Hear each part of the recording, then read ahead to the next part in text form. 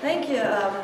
Really happy to be here today. I hadn't really planned on talking a lot about the Virginia Flaggers because for me, being here, this is all about the soldiers and who we're here to remember. But I will tell you just a little bit about myself and maybe the organization and what we do before I get started.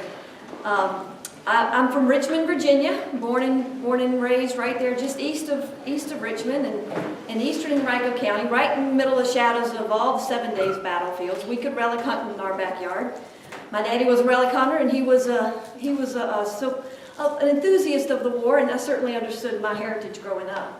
When most people would take vacations and go to exotic places like Myrtle Beach and maybe Virginia Beach, we went to places like Gettysburg, and that's how I was raised. I am in a few organizations that I'd like to tell you that I would represent today. One of them is the Richmond Stonewall Jackson chapter number 1705 of the United Daughters of the Confederacy, and I'm also a member of the Sally Tompkins chapter number 2, Order of the Confederate Rose. And I represent, as a friend of the SCV, the Edmund Ruffin Fire Eaters, number 3000 camp of that organization. So I'm glad to be a part of those organizations as well. I am married 26 years, by the way, just tell you a little bit about myself. And we have 2 kids. My son just graduated from Liberty University, and my daughter is a junior there this year. So that's a little about myself. And basically, the Virginia Flaggers is an organization that's out doing heritage defense. It all started with a little chapel in Richmond and a museum that decided that flags shouldn't fly on that chapel. And in that respect, we began what we call flagging, as Will mentioned, and standing out in front of the chapel with flags to bring attention to what had happened. And this has kind of grown in the last 3 years. A little more than we may have expected and a little more than we may have been ready for. And there's a lot more that has happened since then. And hopefully maybe, again, I don't want to talk too much about that because that's not what I'm here about today. But if you want to take a look on a website and find out about us or talk to me afterwards, I'd be glad to share with you. But basically, we are all about defending the honor of the Confederate soldier. And we're all about stopping the attacks and stopping the removal of the flags and stopping the names being changed of streets and everything that's been happening, as you all are well aware of, across the South and across the country. But today, I bring you greetings from the capital of the Confederacy. It was a little warmer than it is here now when I left there, and a little drier, but glad to be here nonetheless. I want to thank you all for the warm hospitality we've received and for allowing us to be a part of what I consider an historic event. Will contacted me some time ago. As a matter of fact, I was telling Judy on the way up yesterday that actually the first time he contacted me, he was just a little off about the date, and we were talking about coming in 2013, and then he realized it was 2014. So I remember even a couple years back how excited I was to be a part of this, and to be here today is just a real honor. One of the very first events I ever attended right after we formed the Virginia Flaggers was the 100th anniversary of the monument in Lawrenceville. And I remember at that time thinking, man, this is a great idea. We were at the time, and especially back at the beginning of the sesquicentennial, where a lot of our monuments were reaching that 100-year point. And to me, it's just such a good idea to get out in the public, to rededicate these monuments, to remind people why they're there. In a lot of cases, these monuments have sometimes been forgotten, sometimes been moved, and this gives us a chance to remind people of why we're here and what these men serve for. I know that there have been much planning and preparation for this event, and I appreciate that, and I appreciate all organizations that have come together to make it happen.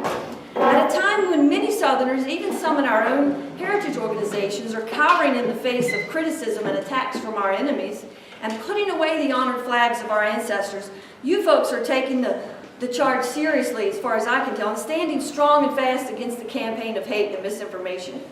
We're gathering here today to mark the anniversary of the 100th year of the dedication of the Confederate monument in Lebanon. And to rededicate her, I know it's a man up there, but it's still a she and a her to me, I think. Rededicate her so that she will remain a proud reminder of the men she represents.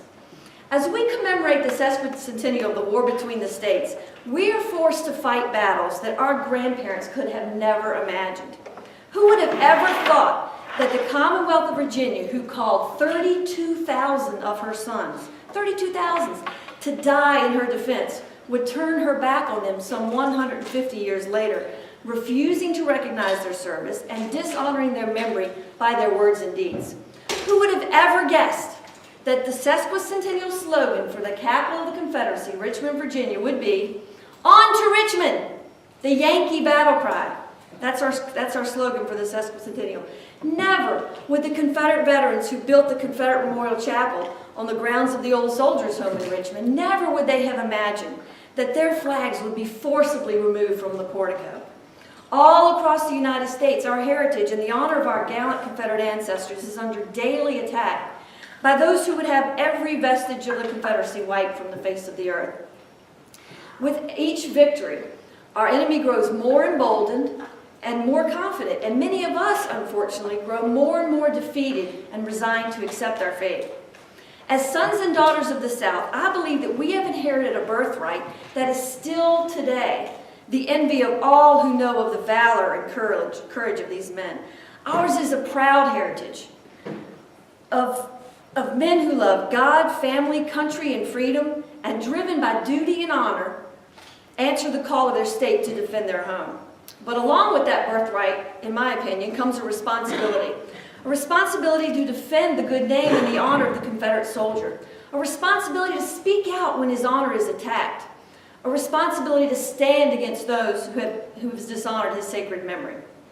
On this day, and on every occasion like this, I suggest that while we gather to remember our Confederate dead, decorate their graves, and participate in ceremonies to honor them is indeed a privilege and our duty, it is not enough.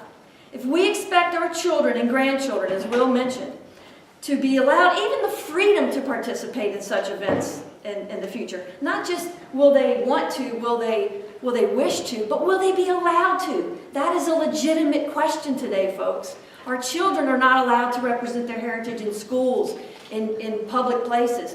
Will we even be allowed to gather in this library 50 years down the road? I don't know that for sure. I don't know the way things are going today. If we expect that to happen, we must take action to defend the good name and honor of the Confederate soldier and advance the flags of Dixie, which they fought under and died, returning them to the place of honor that they held just a few short years ago. I look around the room and I see that many of you probably were either a child or may have memories of the centennial. And you probably can tell us the big difference between the centennial and today, and the crowds, and the way our men are honored, just in that short 50 years. And what will the next 50 years bring? Just a few months after I began flagging, I was attending a local War Between the States event alone, and I was carrying my battle flag. One of the things we do as flaggers is wherever we go, we carry our flags. If it's a memorial service, it's not just in protesting. We're trying to get the flags out and back out in public. And I was carrying that flag, and I was approached by an older gentleman. He began by telling me that he was proud of what I'd been doing, and he said that he appreciated my efforts. He then went on to say that he thought I would be much better off and have more success if I would stop carrying the battle flag and carry the First National instead. He told me it would be much safer, cause less controversy, and would be much less offensive. Well, he may have been the first one to tell me that, but he definitely has not been the last. I was told that it was unladylike to walk through the streets of Richmond with my battle flag, with the FCB at the 2012 Heritage Rally. And scores of folks, mostly within our own heritage community, have urged me to carry a different flag. My response was, and always has been, that everything I do is about the Confederate soldier. I carry the Army of Northern Virginia battle flag because all four of my great-great-grandfathers who fought to defend Virginia from invasion served under that flag. It is the soldier's flag. I love all of our Confederate flags, don't get me wrong. They're all beautiful. We are very particular, for instance, and I'll throw this out as an example. We just had a little situation in Danville you may have heard about. And in that situation, there was a Third National flying at the what used to be the public library there, and is the Sutherland Mansion, as you all probably well aware, which was the last capital of the Confederacy. And there's a Third National flying there, and the museum, something about these fine arts museums, I don't know how it always goes this way, but the Fine Arts Museum there, it's a museum of fine arts and history, The director wrote the city of Danville and said, we want that flag taken down. We're going to take the museum in a new direction, you know, the buzzwords that they're going to use. And so when we went down and helped with that and fought that battle, just to give you an example, we used the Third National and everything in our stickers and our flags we carried. So there are many times that we use different flags on different occasions. At the 150th anniversary of Jackson's death, we would carry the stainless because that was his flag. But on a daily basis, what I'm trying to get back to, what I do is about the soldier. These are our national flags, in my opinion, all beautiful and all relevant to their uses. But the soldier knew that battle flag. That's what he knew. It never had a political meaning. It was his flag, and that's why I carry that. Recently, and this happens sometimes too, I was told, and some of you may have heard about our interstate battle flags, and we understand there's a pretty one around here we want to go see right after. So I know y'all know about flags and raising them and what it's all about. But recently we were told when we were working on these interstate flag projects, and we get told when we carry them that we should fly and or carry the First National because no one knows what it is. Huh? No one knows what it is. In my opinion, that is exactly the kind of reasoning that has got us where we are today. By buying into the guilt by association hogwash that has caused many of us, even our own people, to shun the battle flag, leaving the impression that we all are ashamed of it and prefer it to stay in a museum hidden from public view. For those who think the First National is a safe flag, I strongly disagree. There was no battle flag, and I'm sure a lot of you all know about the situation in Lexington, Virginia. One of the other things that really got me into this heritage defense was that situation in Lexington. In that display that the Stonewall Brigade had for 1 week leading up to the Virginia state holiday, there was no battle flag. There was a Jackson's flag, the stainless, the second. There was a First National. There was the Lee's headquarter flag that you all spoke so nicely about. And there was a Virginia state flag. Those were the flags that were flying. One person complained and they were taken down. So there is no safety in any of our flags, folks. They're going to come after them till they're all gone. That's my opinion.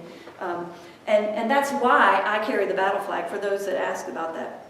I was researching a little bit before I came here, and I mean, I'm as being my father's daughter, I'm a history buff, and I love learning about the area. And I came across one man's story, and some of you all, if you're from here, I'm sure you know it, and I hope I'm not repeating things, but it kind of brought it home for me, and I thought I'd share that with you today. And somebody might have to correct me how you say his name, but I've got James Wesley Bossel. Is that how you would say his last name? How would you say it in these parts? Is that right? Bossel is right. Bossel? Okay, good. He was born in July 1845 in Russell County, what later became known as the Sulphur Spring community between Dickinsville and Bolton. And at age 17, James Wesley Bossel joined the Confederate 21st Virginia Cavalry. He was with General McCausland when he burned the town of Chambersburg, Maryland in July of 1864. And the story is told that he disobeyed his superior officer's order and did not harm the building that he was told to destroy, the only residents left in town. After the war was over, the owners wrote and thanked Captain Bossel for his kindness. Captain Bossel helped to have the Confederate monument erected here in Lebanon and was given a piece of the marble at the dedication. I thought that was really cool that we had veterans working on this in that point.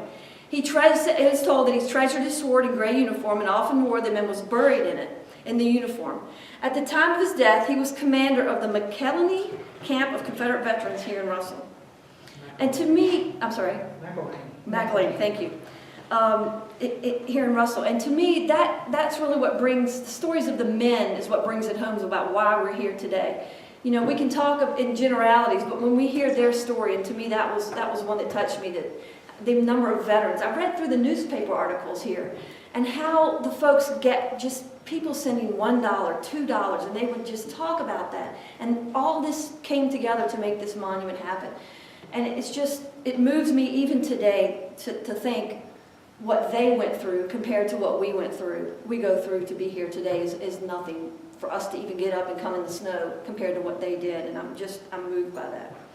The monument we're rededicating today is a memorial to not only to Captain Bossel, but all the hundreds of men like him who left their homes in this beautiful corner of the Commonwealth. And boy, Judy and I got to see its beauty on the way up here. I mean, to see October color or November color frosted in snow was just the most beautiful thing in the world. It was amazing.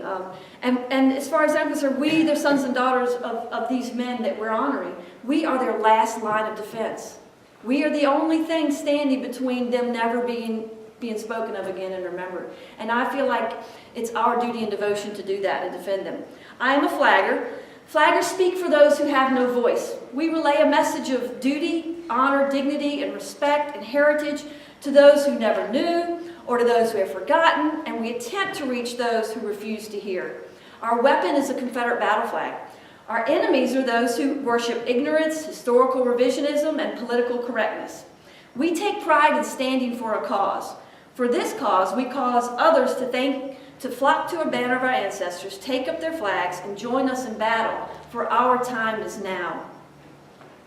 Now, one more thing I want to share with you from the research that I found looking at this monument being erected, and it was a piece, I think it was from March 7th of 1913, when they're still raising the funds. And it said, "Monument Fund grows. A $2 contribution for the Confederate monument has just been received from far off North Dakota, sent by W.N. Bickley, a Russell-born man who still loves Russell and her people. Following is the contributions received by the Lebanon News. Ellie Buckles, Kansas, $5. W.N. Buckley, North Dakota, $2. These folks from other states sent money to have this monument built. And he goes on, and this is again from the editor of the paper. He writes, "There are hundreds of people in the West and in Virginia who would like to help in the erection of this monument, a tribute to the men who participated in the greatest war the world has ever known. This paper begs the people everywhere to send contributions which will be published in the news." That first section, just on its own, is amazing testimony to how the monument came to be, with donations like $2 from across the country, and a local paper that spearheaded the effort and begged its readers for support. But this next section is what really struck me, and it is true today, in my opinion, as it was when it was published over 100 years. The editor continues, and he says this: "The brave men who wore the gray fought for principles that they not only thought they were right, but knew were right. And knowing this, they suffered hardships, privations, and every form of human suffering known to mankind.